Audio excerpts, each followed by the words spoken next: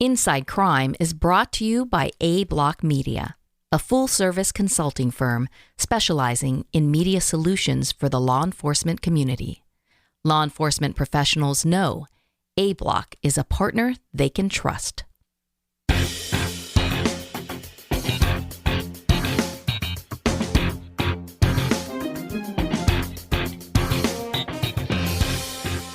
I'm Angeline Hartman. As a journalist, I've worked with cops and victims of crime all over the country. My craft is storytelling. My passion is crime fighting.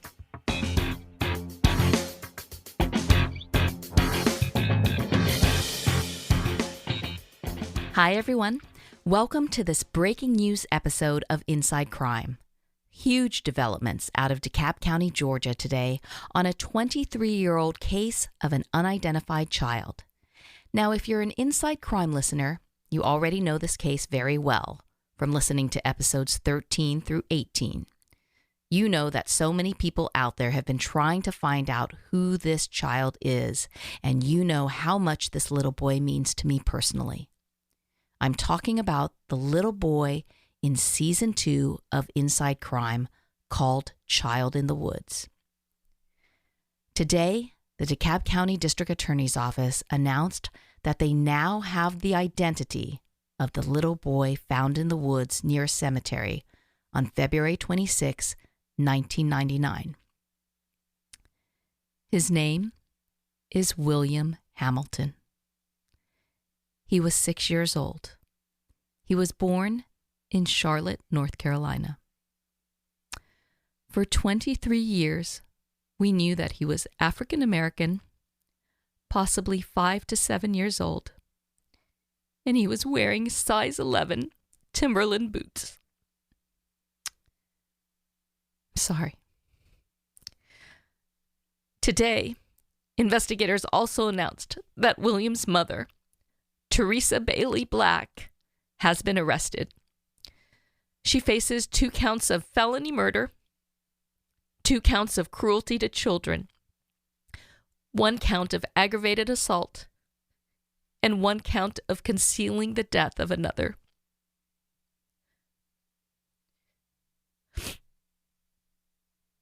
William Hamilton. Wow. I want you guys to see his picture.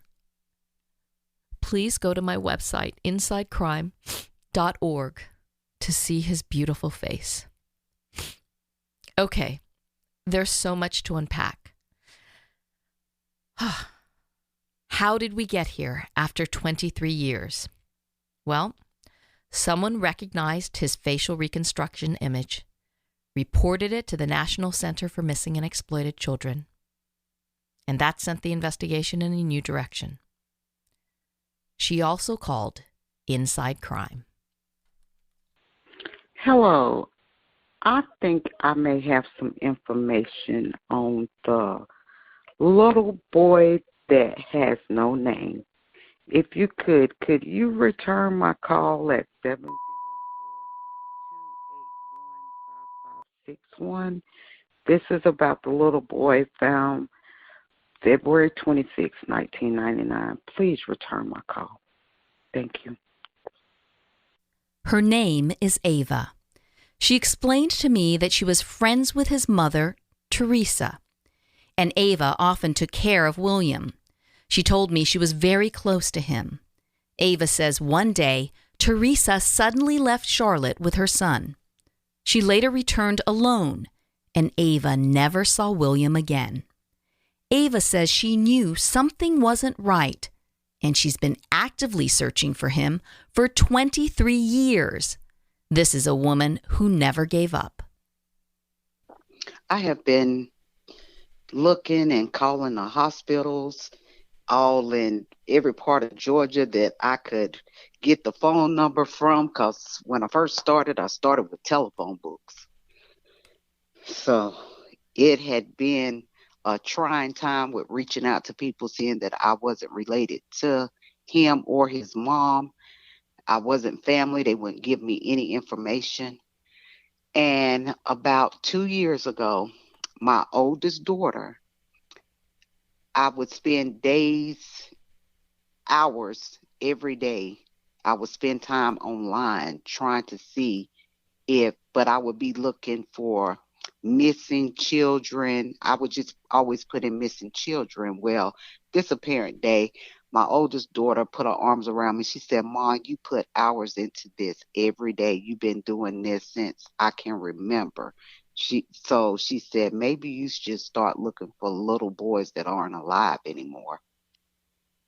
And that led me to seeing pictures and the the way that people make the photographs of putting a face together. Mm-hmm. And I came upon his picture, and that's the only picture I have ever saw that's him. That's him. Mm-hmm. But I was reaching out to you because I watched your podcast about it. I've read practically everything that you had written over the years about this case being so close to your heart. I love that little boy, and I wanted to know if you knew or if somebody had contacted you to say that they had found out who he was, because I see that they named him Dennis. Dennis is what investigators at the Dekalb County Medical Examiner's Office nicknamed the child years ago. They didn't want to use the term John Doe for this young boy, so they came up with Dennis. Since the day he was discovered in 1999, I've been working closely with investigators behind the scenes. Now, to hear Ava talk about William and the last time she saw him breaks my heart. Well, that morning when she was taking him, when they were leaving, he run and he hugged me and I hugged him, and she had to pull us apart. That's all we kept saying, holding on to each other tight. I said, I'll never forget you. He said, I'll never forget you. I knew he needed to most definitely know my name. I used to have him writing my name. So if anything would ever happen, he always know how to spell my name and he could call me. And when I kept up with the age brackets, when I knew when he was about 15, I said, oh my goodness. Every time my phone rang, I answered every call, every call, every call. Because I thought he's to the age now. He's able to make phone calls and do things without being watched, and he will reach out to me. But he never did. He never did. It's hard to imagine Ava waiting and waiting for that call for more than 2 decades. We've had many conversations, and each time I'm blown away as I learn more about all of the things she's done to find William. She just kept pushing and hoping. And then finally, when she found that reconstruction photo, it would take many more months before DNA results officially confirmed what Ava already knew. What was your reaction that they told you it has been confirmed that the child you've been looking for all of these years, more than 2 decades, you finally have now made the connection? You found him. It was sadness. It's unexplainable. It's a sadness and a sense of peace for him. Like I have been praying and hoping and wishing for years that he would be okay, that maybe she turned him over to CPS, maybe she put him up for adoption. Oh wow, he was something special. He was an awesome little fellow. So my hopes of him being alive and becoming who I seen and knew he could become, it was hard for me to let go. But once I heard that, like, it was sadness and peace for him. Like, sad that he didn't get to grow and become who he could have been, and at peace knowing that he got to see and know that I never gave up on looking for him. Mm-hmm. What did police tell you? They basically said, we've confirmed that would? He said, I said, I have been doing this for over 20 years now. I said, so it's hard to stop. I said, I still, every day, I still go on the websites and I'm looking. He said, well, Miss Ava, you can stop looking. Wow. I said, okay. Mm. My heart dropped, but also fluttered with happiness, knowing now he can be at peace that he was found and now people know who he was. Yes. Yes. Because he was so full of life. He was he was like a grown man in a old man in a little boy's body. He was such a joy. Oh my goodness.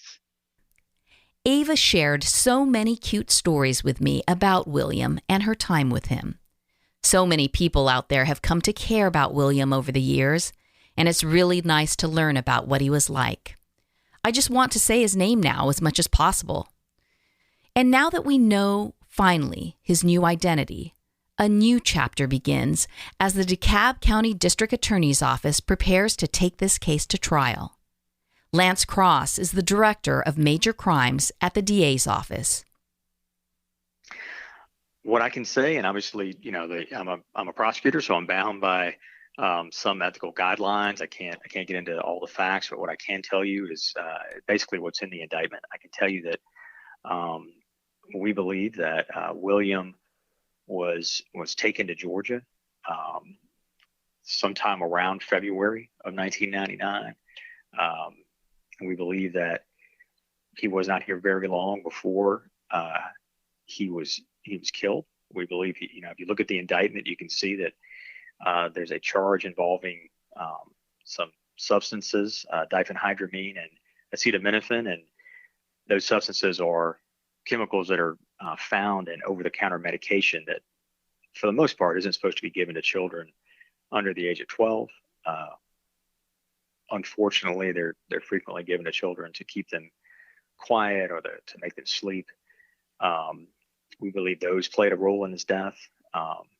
In addition, we believe he was neglected to the point of being very sick. If you look at the indictment, you can see we charged a count of cruelty to children based on that he was obviously suffering, whether it was from the ingestion of the medicine or just simply from not being cared for. He was clearly suffering, and no medical attention was ever given to this 6-year-old child. And he died as a result. And so there are 2 felony murder counts as well.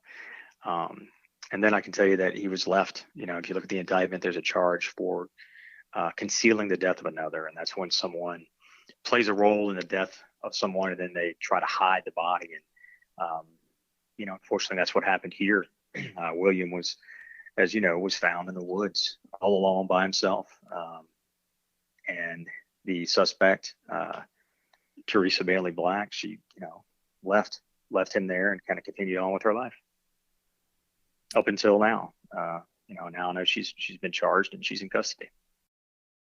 And what about that one count of aggravated assault? According to the indictment, William was struck in the head with an unknown object. The autopsy has never been revealed publicly. Director Cross tells me that the physical and medical evidence is consistent with William being struck in the head before his death. Man, that is a lot to process. We also talked about this massive 23-year investigation and what it took to get here. You spoke a little to the hard work of our team, but I think a case like this, it's like a bunch of links in the same chain. And so you've got the first few links, which is, the DeKalb County Police Department and the medical examiners. You've got, and you got folks that were in that department that didn't really let it go, and in the medical examiner's office and they're all the same kind of people that have like that itch that, they have to find out what happened. Then you transfer it to, to you and to the National Center for Missing and Exploited Children, and everybody, I imagine, there has that same kind of need to figure out what happened. And you guys kind of, carried the ball, and that's another strong link in the chain that, can't be understated. And so by the time it got to us, to our link, there was a lot of work done. And so I look at it more like we were able, it was, fourth quarter, and we were right by the goal line. We were able to kind of just take it across that goal line. But all of these cold cases are such team efforts from way outside of just one department. I mean, it takes a lot of people spanning a lot of time to bring these things to a close. For sure. Yes, for sure. What has been the reaction in so far? I mean, that this is actually, just the identity alone. So I think what kind of sums it up for folks that have worked it, we called the lead, Chris Harvey, who was the lead investigator, and we called a couple of folks that were first responders, and a couple of first responders broke down into tears. And these are DeKalb County, retired law enforcement officers. I mean, they are, they have seen pretty much anything you can imagine. And they were still all these years later affected by that, by this. And so, that's been the overwhelming reaction, is just kind of relief and surprise that we're able to kind of do this, but also just, I think it's just such a sad case, and people become attached to William. And so I think, again, finding out what happened to him is so sad, but also hopeful, because everybody just wants justice for him. I know I keep saying it over and over again, but it's surreal to be here. Yeah. Well, we definitely would not be here without, folks like you and, everybody that kind of kept interest alive in this case and kept pushing. That's what it takes to get these cases solved. Because, as you know, law enforcement is so overwhelmed constantly with the current cases that it's really easy for cases to kind of get pushed to the bottom of a pile. And it takes folks that are interested in it, and folks that, again, have that kind of need to, find out what happened, to keep pushing them. So, there's no way we'd be here if all of that hadn't happened up to this point. What can you say about the person who called in with the information that changed the course of this investigation? No, that person is a hero. That person is, you do this. I've been doing this for 23 years, and you kind of forget sometimes that people like that exist. I see bad things every day, and I see people at their worst every single day. And so when you figure out that somebody like the tipster in this case stayed with it for as long as that person did, and didn't give up and got nothing out of it in return. He wasn't trying to get a reward, was just trying to find William. That hits you a certain way. It renews you a little bit, honestly. So no, that person's a hero, no doubt about it. Ava is a hero. Wow. Before I close out this episode, I just want to say a huge thank you to all of our Inside Crime listeners. Thank you for caring so much about this beautiful child. His name was William Hamilton. So many of you are asking how you can get involved behind the scenes with me on cases like this. We've lots of different opportunities for our Patreon members at Inside Crime. So go to insidecrime.org to check that out. I would love to have you on my team.